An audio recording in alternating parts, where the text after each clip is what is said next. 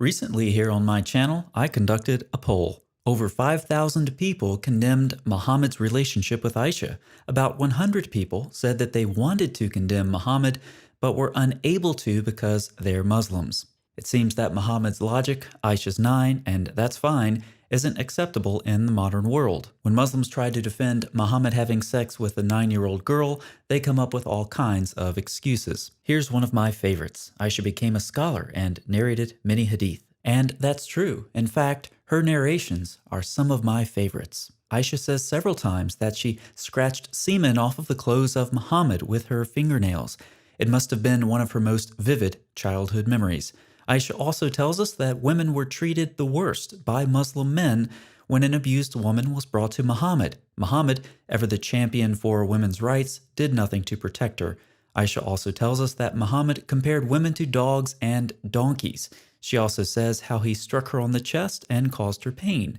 Aisha also reports how Muhammad commanded a woman to breastfeed a man. When Muhammad was told the man was an adult, Muhammad smiled like only a creepy pervert could and said, "I know that he is a grown man." Aisha says she was taken from a swing set with her dolls to go consummate the marriage. Aisha, agreeing with the Quran, also comments that Muhammad did not know the future or the unseen, contrary to all of the prophecies of Muhammad nonsense that we see today.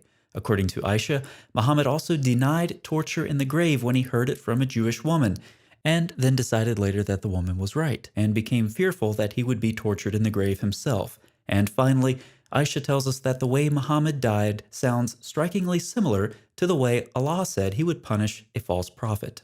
So yes, Aisha did narrate many hadith, but of course this has absolutely nothing to do with Muhammad sleeping with her when she was 9 years old. But now let's hear Yasser Qadhi's defense. I find it amusing that people who wish to defend women's rights make this such a big issue when Aisha herself didn't make it a big issue. She didn't seem to mind. In fact, she was very proud of it till the day she died. Aisha herself didn't make it a big issue. Let's just take that statement at face value and assume Qadhi's point. If we simply take the Muslim sources for what they do and do not say, there's actually a perfectly good explanation for Aisha's silence on the issue and her loyalty to Muhammad. This explanation is in what's popularly known as Stockholm Syndrome, which can be defined as follows. Stockholm Syndrome is a term used to describe the positive bond some kidnap victims develop with their captor. Social scientists debate whether Stockholm Syndrome is a standalone psychiatric condition or not. That debate doesn't concern us in this video.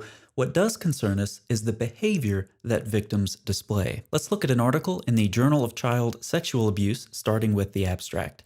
This article, based on an analysis of unstructured interviews, identifies that the emotional bond between survivors of child sexual abuse and the people who perpetrated the abuse against them is similar to that of the powerful bidirectional relationship central to Stockholm Syndrome, as described in 1994.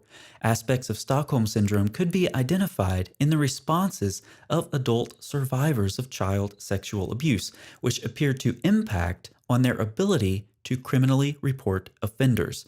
An emotional bond which has enabled the sexual abuse of children has served to protect the offender long after the abuse has ceased. A victim's positive response to his or her offender results from the belief that a positive relationship with the offender is the only way to survive. Dr. Shirley Julich states that survivors who have been subjected to ongoing contact with sexually abusive members within their family or social networks seem to be emotionally bonded to the offender, and this appeared to contribute significantly to their reluctance to criminally report. Articles like these offer a disturbing view into the twisted world of child sex offenders. This is not pleasant reading. "My uncle repeatedly told me," said Anna, "that what we were doing was wrong. It was wrong in the eyes of the law and in the eyes of God. He said that on Judgment Day, God would forgive us both, but if anyone found out what was happening, he would go to jail. I would go to an orphanage and my father would lose his job. My mother, brother, aunt, and cousins would have no one who could go to work and earn the money. They would lose their homes and have no food or clothes. It became my responsibility to make sure this didn't happen." Dr. Julich comments further, "As adults, a number of survivors believed that an offender could abuse a child without other adults or bystanders being aware. For a child, this could be interpreted as proof of their inability to escape.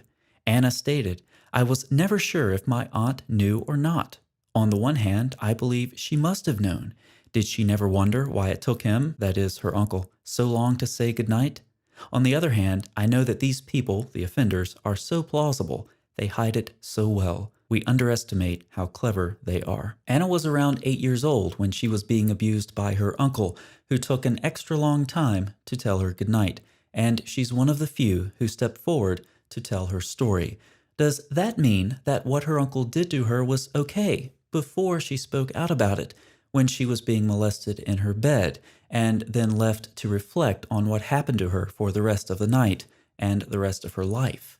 In the bigger picture, estimates say that less than 10% of girls who are sexually assaulted under the age of 18 report sexual abuse. Does that mean that 90% of what violators do to girls under 18 is okay, because only 10% of them report it, and the rest, to use Yasser Qadhi's phrase, don't make it a big deal?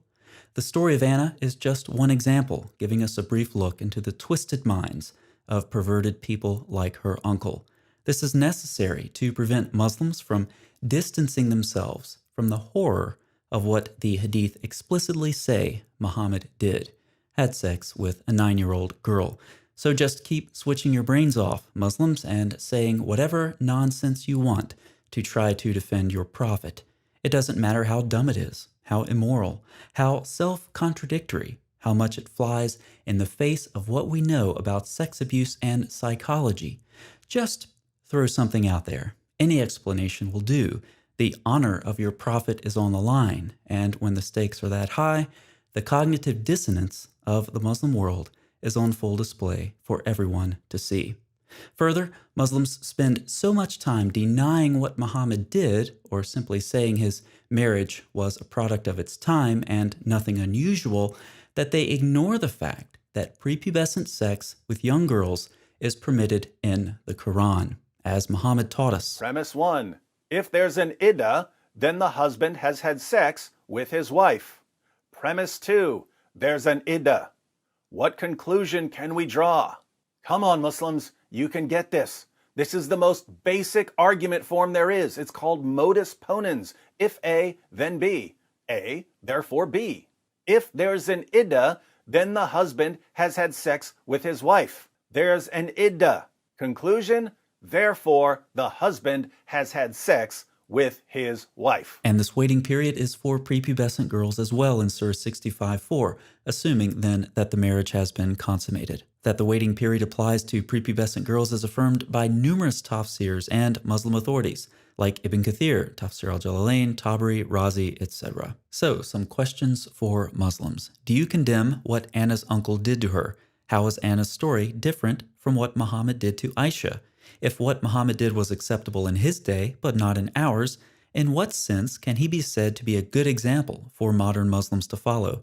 What's the point of making excuses for your prophet's sex with Aisha when the Quran itself allows prepubescent sex with young girls? If Allah didn't intend to allow prepubescent sex with young girls, why is the clear Arabic Quran so unclear that many Muslim scholars have taken Surah 65:4 to include prepubescent girls? I'll be waiting for your answers in the comments section.